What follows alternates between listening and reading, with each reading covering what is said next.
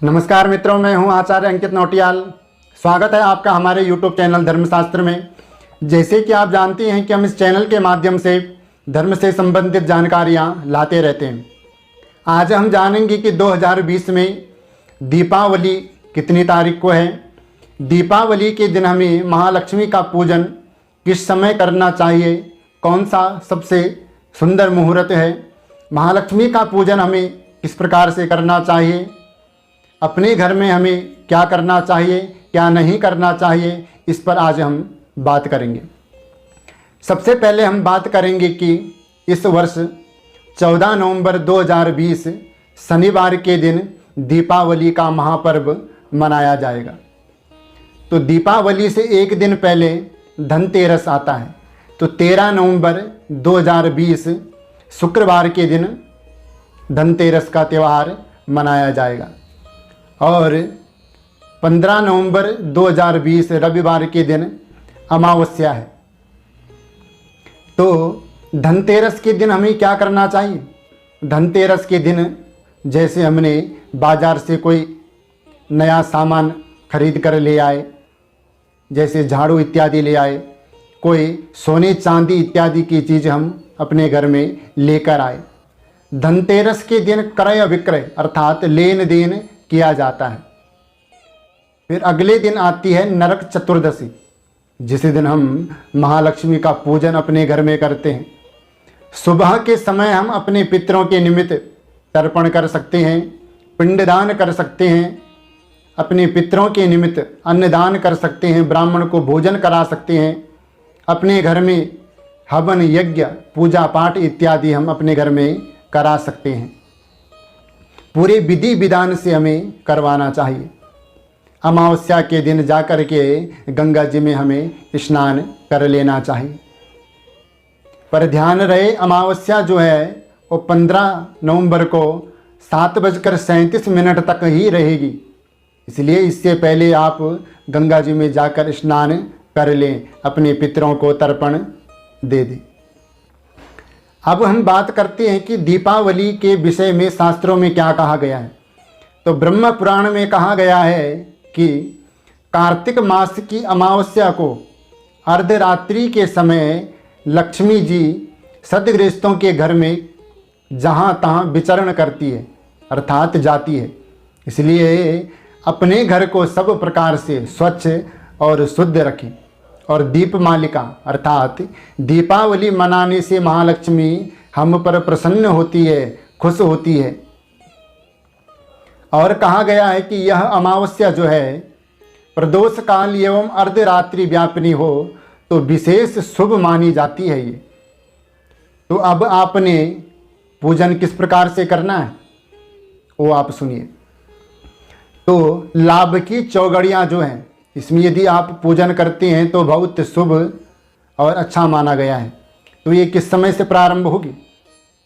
तो 14 नवंबर को 5:29 से और 7:24 तक लाभ की चौगड़िया रहेगी और वृष लगन रहेगा और स्वाति नक्षत्र रहेगा। स्वाति नक्षत्र 13 नवंबर की रात्रि 11:06 से प्रारंभ हो जाएगा और 14 नवंबर की रात्रि 8:09 तक रहेगा। तो आप 5:30 बजे से और 7:30 बजे के बीच बीच महालक्ष्मी का पूजन अपने घर में कर सकते हैं। जैसे किसी को आपने कोई मिठाई बांटनी हो, ब्राह्मण को भोजन कराना हो, तो ये सबसे अच्छा मुहूर्त है, इसमें आप पूजन कर सकते हैं। दूसरा मुहूर्त जो है वो है निशीत काल। निशीत काल है 8:48 के बाद। तो 8:48 के बाद आप पूजन कर सकते हैं, वो शुभ है क्योंकि उसमें शुभ की चौगड़ियाँ हैं। शुभ की चौगड़ियाँ प्रारंभ होगी 8:48 से और रात्रि 10:30 तक, यानी कि 10:30 बजे तक।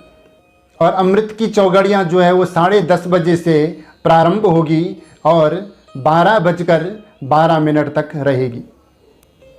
यदि आप 5 बजे वाले समय पर महालक्ष्मी का पूजन नहीं कर पाते हैं तो आप 8:45 वाला जो समय है उस पर आप कर सकते हैं।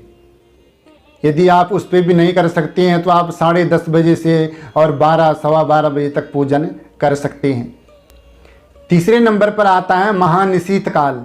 महानिशीत काल प्रारंभ होगा 10:51 से और 1:33 तक रहेगा। पर इसमें महालक्ष्मी का पूजन नहीं किया जाता है। इसमें जैसे तंत्र क्रिया हो गई, किसी ने किसी चीज़ की उपासना करनी है, जैसे महाकाली की, शमशान की उपासना करनी है, भैरवनाथ की उपासना करनी है, तो महानिशीत काल में ये काम किए जाते हैं। इसीलिए आप जो पूजन करें या तो प्रदोष काल में करें और या निशीत काल में करें तो बहुत शुभ माना गया है। आप जब महालक्ष्मी का पूजन करें तो महालक्ष्मी के पूजन से पहले आपने पंचांग पूजन करना है, भगवान श्री गणेश इत्यादि, कलश वरुण देवता, ओमकार श्री इत्यादि का पूजन करना है और लास्ट में आपने महालक्ष्मी का पूजन करना है, वो भी पूरी विधि के अनुसार। पहले आह्वान, फिर ध्यान, फिर आपने पहले शुद्ध जल से स्नान कराना है लक्ष्मी जी को, फिर दूध, दही, घी, शहद, शक्कर इत्यादि से, पंचामृत से, गंधोदक से, पंचामृत से, और उसके बाद आपने श्री सूक्त के 16 मंत्रों से महालक्ष्मी का अभिषेक करना है। उसके बाद आपने महालक्ष्मी का पूजन करना है, उनके अंगों का पूजन करना है और पूजन करने के बाद लाल फूल माँ भगवती के चरणों में आपने अर्पित करने हैं, चढ़ाने हैं। माँ भगवती को भोग लगाकर श्री सूक्त इत्यादि का, पुरुष सूक्त इत्यादि का पाठ आप कर सकते हैं और उसके बाद आप माँ लक्ष्मी की आरती करें और आरती करने के बाद आप सबको प्रसाद वितरण करें। प्रसाद अर्थात जो भी आप किसी को प्रसाद देना चाहते हैं वो दें। कोई मांगने वाला यदि आता है तो उसको भी आपने उस दिन मना नहीं करना है। जो भी आपके सामर्थ्य अनुसार हो, जो भी आपके पास हैं उसको आप जरूर दें। किसी भूखे व्यक्ति को भोजन कराएं, ब्राह्मण को दान दें, ब्राह्मण को भोजन कराएं और अपने घर में दीप जलाएं। आपके घर का एक भी कोना ऐसा नहीं रहना चाहिए जहां अंधकार हो, अर्थात अंधेरा हो। पूरे घर में आपने उजाला रखना है, क्योंकि हमारे घर में यदि उजाला रहेगा, दीपक हमारे घर में जलते रहेंगे तो माँ भगवती उससे हमारे ऊपर प्रसन्न होगी।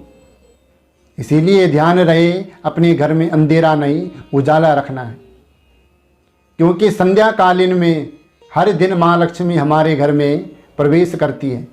पर हम लोग क्या करते हैं कि संध्या कालीन के समय ही अपने घर के दरवाजे बंद करके बाहर घूमने चले जाते हैं। ये बिल्कुल गलत बात है। तो किस प्रकार से हमें महालक्ष्मी का पूजन करना है, कौन सा शुभ समय है, वो मैंने आपको बताया। तो आज के लिए इतना ही। मुझे विश्वास है कि हमारे द्वारा दी गई जानकारी आपको ज़रूर पसंद आई होगी। हमारे द्वारा दी गई जानकारी आपको पसंद आए तो हमारे चैनल को सब्सक्राइब करें, लाइक करें, शेयर करें, कमेंट करें। तब तक के लिए जय जय श्री राधे।